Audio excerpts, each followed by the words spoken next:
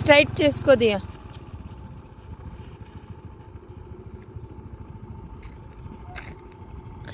Left right తిరిగిన వెంటనే straight చేసుకునే ట్రై చేయి. నువ్వు మెయిన్ స్టాప్ చేసుకోవాలంటే బ్యాలెన్స్ స్ట్రైట్ ఉండాలా.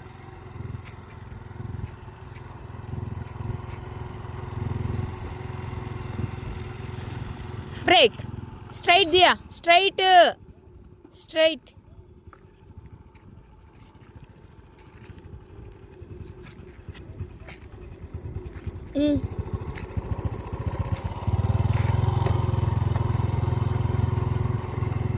బ్రేక్.